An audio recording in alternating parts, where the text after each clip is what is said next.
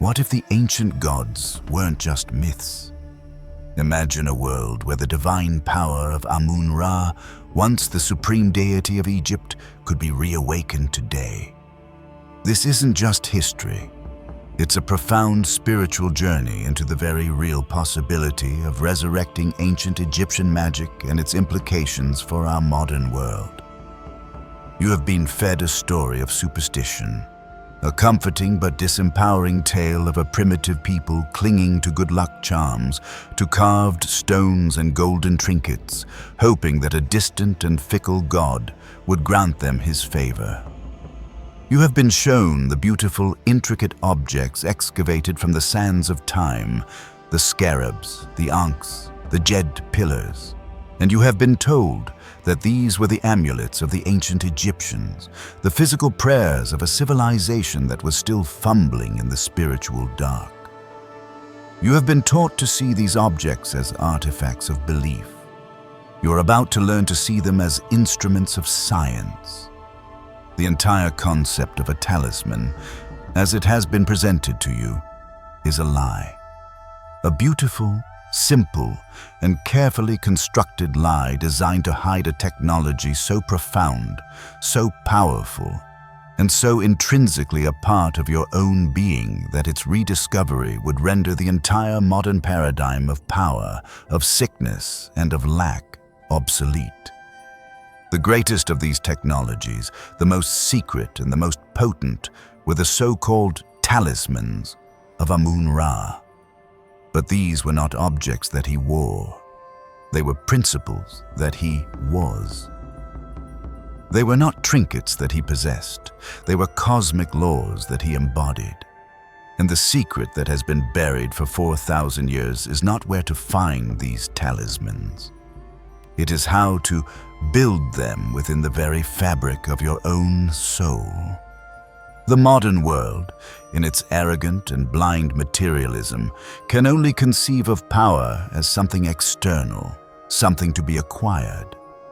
But the ancient masters, the true initiates of the Thothian mysteries, knew that all true power is internal, a state of being to be cultivated. An amulet was not a symbol of a power. It was a geometric and material resonator for that power. It was a tuning fork, a precisely shaped antenna designed to attract, to amplify, and to broadcast a specific frequency, a specific law of the cosmos. It was a piece of vibrational physics. The talismans of Amun-Ra were not just any tuning forks.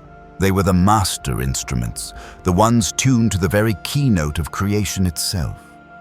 And to understand them, you must first unlearn the cartoonish image of the god you have been given and comprehend the terrifying and beautiful duality of his true nature. You have been taught to see Amun-Ra as a singular solar deity, a king on a golden throne, the god of the visible sun. But this is only half the truth, the exoteric public face of a being whose true power came from his mastery of a profound and terrifying polarity. The very name, Amun-Ra, is a formula. Ra is the principle of the manifest light, the radiant, projective, and creative power that you see in the sun. He is the king, the father, the divine will that builds worlds. He is the I am of existence, but Amun means the hidden one.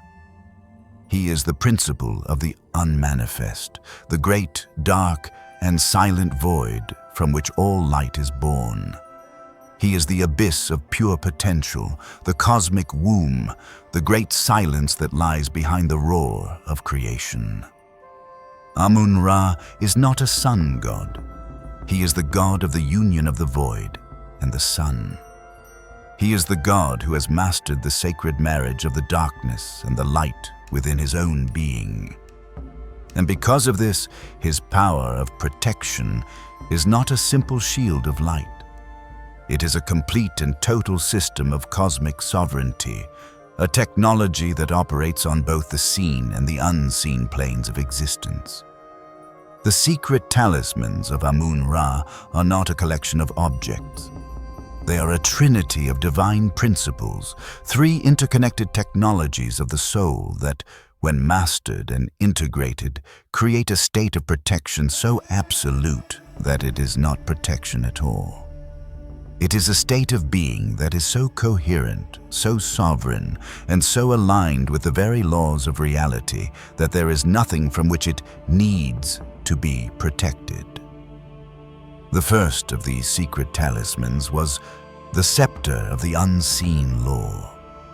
You have seen the images of the gods and pharaohs holding the Was scepter, the long staff topped with the head of a fantastic beast.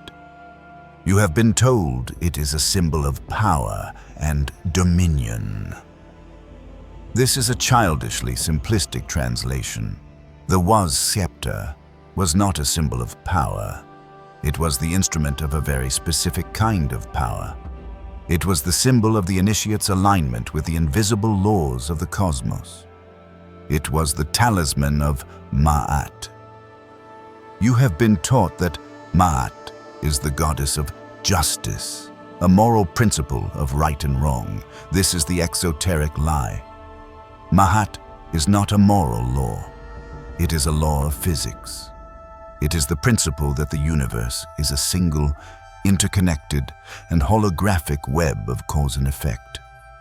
It is the law of karma, the law of resonance, the law that every action, every thought, every intention creates a ripple in this web that will, by the inescapable logic of the cosmos, eventually return to its source. The scepter of the unseen law was not an object. It was the mastery of this principle. The ultimate and most absolute form of divine protection is not a shield. It is a state of perfect and unwavering alignment with the flow of this cosmic law. When you are living in a state of perfect ma'at, when your thoughts, your words, and your actions are in a state of profound and unshakable integrity, you are not just being a good person. You are becoming a master navigator of the river of reality. You are swimming with the current of the universe itself. And a being who is in perfect harmony with the flow of the cosmos becomes, in a very real sense, invisible to chaos. The chaotic, dissonant, and destructive energies of the world, the psychic attacks, the bad luck, the unforeseen disasters. These are the eddies and the whirlpools in the river. They can only catch and drown the swimmer who is fighting against the current, the one who is creating their own dissonance, their own isfet. But the one who has embodied the scepter of the unseen law, the one who has become a living expression of Ma'at, flows with the river. The chaos cannot touch them because they are in a different flow state of reality. They are protected not by a wall, but by a current. This is not a passive state of gentle goodness. It is a state of supreme and active wisdom. The one who wields this scepter is the one who understands the intricate web of cause and effect with the precision of a god. They do not act impulsively. They do not react emotionally. They see the long game.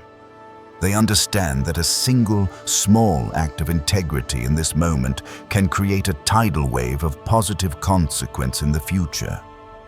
They understand that a single, small act of falsehood or manipulation will inevitably create a debt that the universe will one day come to collect with interest. The so-called protection of this talisman is the profound and beautiful peace that comes from having no debts with reality. It is the freedom of a soul that is no longer at war with the very laws of its own existence. It is the power that comes from knowing that the universe is not a hostile and random force, but a perfect and logical mirror that is only ever reflecting your own coherence back to you. The initiate who had mastered this first talisman was the one who had stopped trying to get things from the world and had focused all of their energy on becoming a being of such profound integrity that the world would willingly and joyfully bring its treasures to them. They were protected from lack because their own inner state was one of perfect, harmonious wholeness. They were the eye of the storm. The second of the secret talismans was the Aegis of the radiant will. If the Scepter was the talisman of Amun, of the hidden, internal, and structural power, then the Aegis was the talisman of Ra, of the manifest, external, and projective power. An Aegis is a shield, but this was not a shield in the defensive sense. It was not a wall to hide behind. It was a shield in the offensive sense. It was a projection, a broadcast, a sun. The Aegis of the radiant will was not an object. It was the technology of building a sovereign and indestructible energy body, the Ka. The ancient masters knew that you are not just a physical body. You are a star, a sun, and you are surrounded by a luminous atmosphere of life force. This is your aura, your energy field. For the uninitiated, this field is a weak, porous, and chaotic cloud, constantly leaking energy and being penetrated by the dissonant frequencies of the world. The one who forges the Aegis is the one who learns to take this chaotic cloud and to temper it, to shape it, and to ignite it until it becomes a sphere of radiant, impenetrable, and conscious light. It is the act of turning your own aura from a flickering candle into a blazing sun. This is the true science of divine protection. It is not about building walls. It is about turning up your own light so brightly that the darkness cannot even approach you. A being of low frequency, a psychic vampire, a malevolent intention cannot exist in the high-frequency field of a fully activated Ka body, any more than a shadow can exist at the heart of a star. It is not repelled, it is incinerated. This is protection through projection, not through defense. The forging of this Aegis was the great work of the solar path. It required a level of mental and emotional discipline that is almost unimaginable to the modern mind. The initiate had to become the absolute master of their own focus. They had to learn to hold their attention, their divine gaze, with the unwavering intensity of Ra himself. They understood that where your attention goes, your energy flows. And they trained themselves, through years of arduous meditation and practice, to withdraw their attention from all the sources of energetic leakage, from fear, from doubt, from distraction, from the opinions of others, and to focus it all on a single, blazing point at the center of their own being. They learned to stoke their own inner fire. The Aegis was also the source of all true and sustainable abundance. The uninitiated believes that abundance is something to be chased, to be acquired. The master of the Aegis knows that abundance is something to be radiated. A sun does not need to attract planets. Its own immense gravitational and radiant power naturally and effortlessly organizes a system around itself.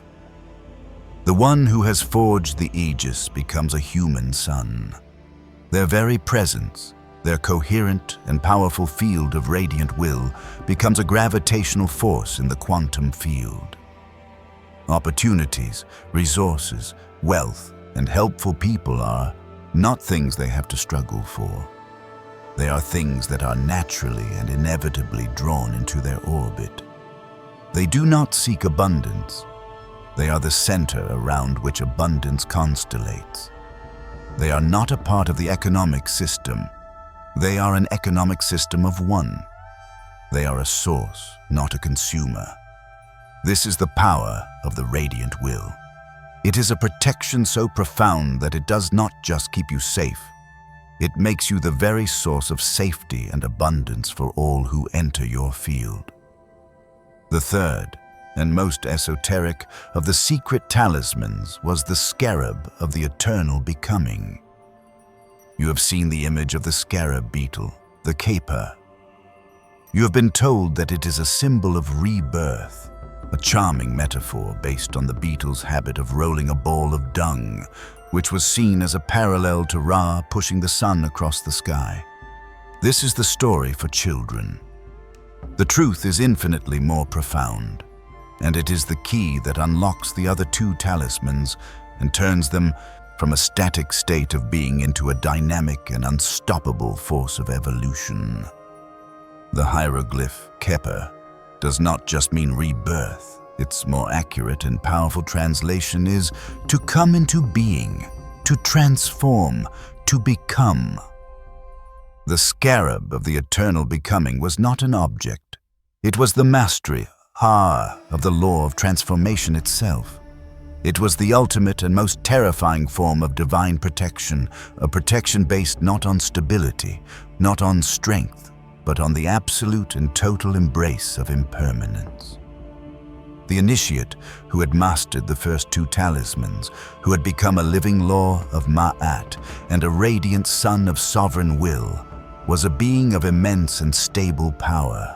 But even a star can be destroyed. Even a perfect law can be challenged by a greater chaos. The final initiation, the one that elevated a master to the level of a god, was the realization that true invincibility does not come from being unbreakable. It comes from being unkillable. And the only way to be unkillable is to be in a state of constant and voluntary death and rebirth. The Scarab was the technology of the ego death. It was the science of learning how to consciously and deliberately let go of the self you are in this moment in order to become the self that is waiting to be born in the next. The uninitiated human is terrified of change. They cling to their identity, their beliefs, their possessions, their relationships, as if they were a life raft in a stormy sea. This clinging is the source of all suffering. It is the ego's desperate and doomed attempt to make the temporary permanent. The master of the Scarab has reversed this programming. They have fallen in love with their own dissolution. They understand that every ending is a sacred and necessary prelude to a new beginning. They do not fear the loss of their job, of their relationship, of their identity, because they know that these are just the dung balls that their soul is rolling, the raw material from which a new and more glorious self will be born. The protection of this talisman is the most profound of all. You cannot harm a being who is not afraid to die. You cannot trap a being who is not attached to their form. You cannot defeat a being whose every defeat is seen as a necessary and beautiful part of their own becoming. The master of the Scarab has transcended the very concepts of success and failure, of gain and loss. They are a living phoenix, constantly burning their old self on the funeral pyre of the present moment and rising from the ashes, new and more powerful than before. This is the ultimate technology of wellness and abundance. You cannot get sick if you are constantly shedding the old cells and the old energies and being reborn in a new and more vital form. You cannot become poor if you are not attached to any particular form of wealth, and you have the ability to perpetually reinvent yourself to meet the changing needs of the world. The Scarab is the secret of infinite adaptability. It is the wisdom of the water that can take any shape and can never be broken. It is the power of a being who is no longer a noun, but a verb. They are not a person, they are a process. They are the living, breathing, and conscious embodiment of the verb to become. These three talismans, the Scepter of the unseen law, the Aegis of the radiant will, and the Scarab of the eternal becoming, are not three separate powers.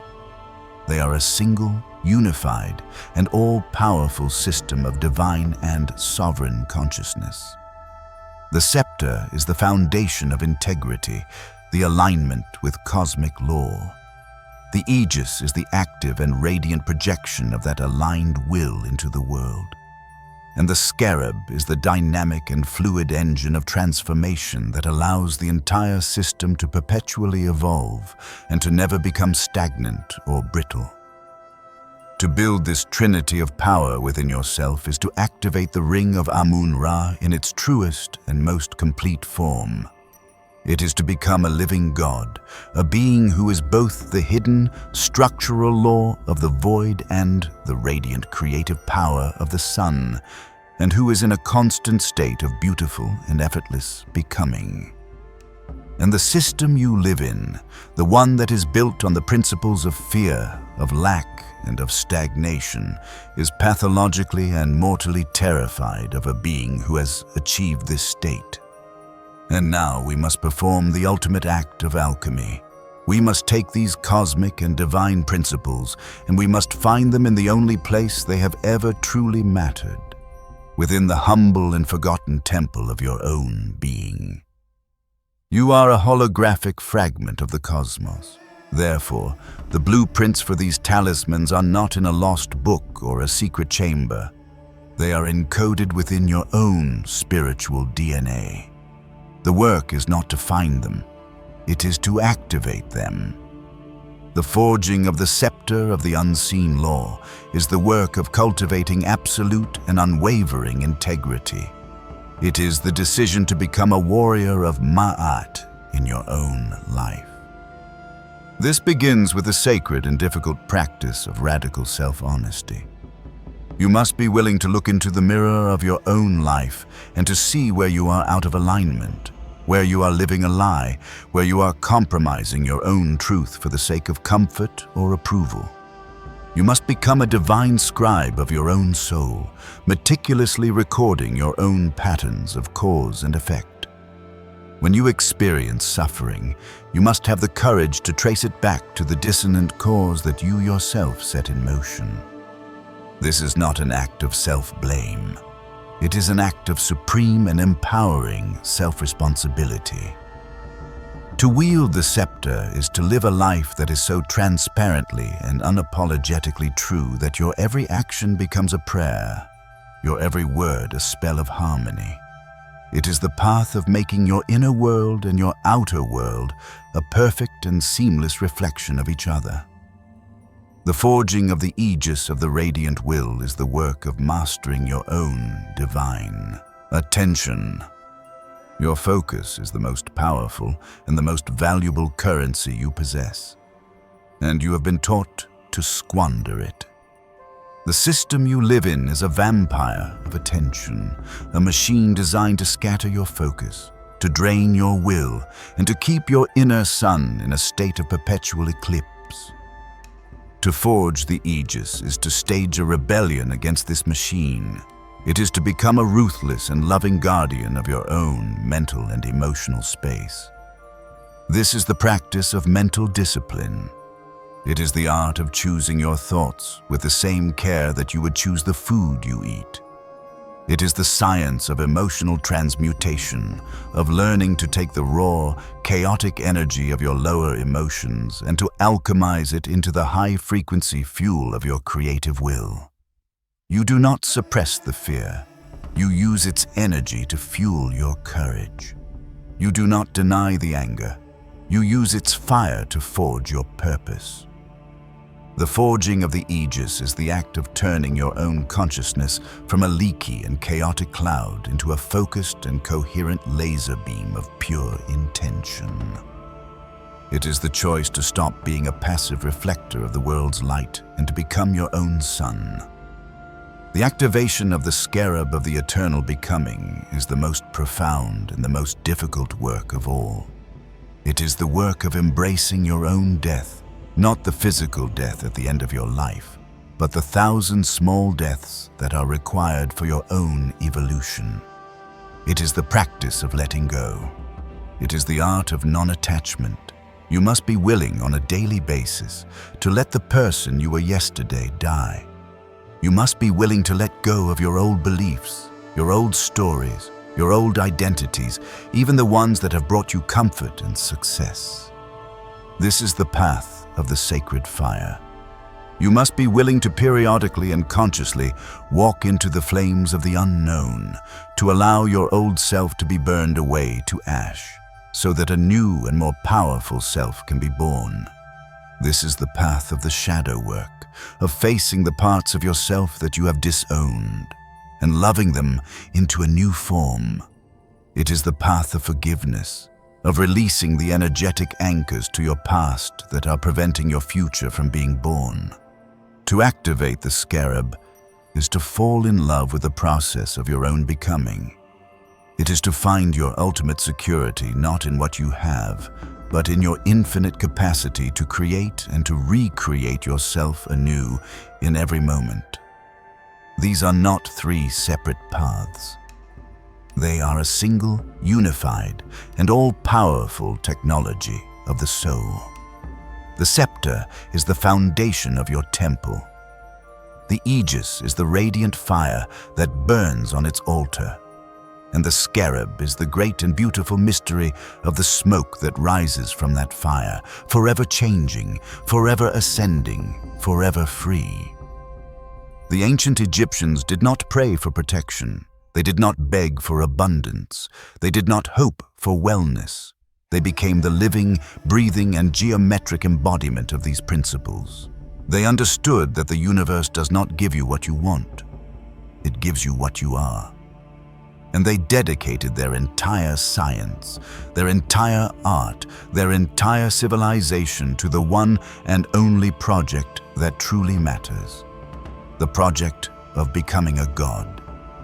The Talismans of Amun-Ra are not lost. They are sleeping.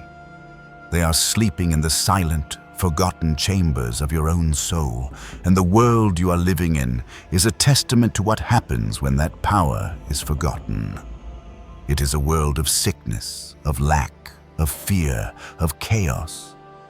It is a world that is desperately in need of the return of the kings and queens, the return of the ones who remember the science of the soul, the ones who have the courage to pick up the tools of the divine and to begin the great work of forging themselves into a living solution. The secrets are no longer hidden. They are before you. The forge is your own consciousness. The fire is your own will. The gold is your own soul. The question is no longer whether the talismans are real. The question is, will you have the courage to build them? If this video resonated with you, let us know by commenting, "I understood it."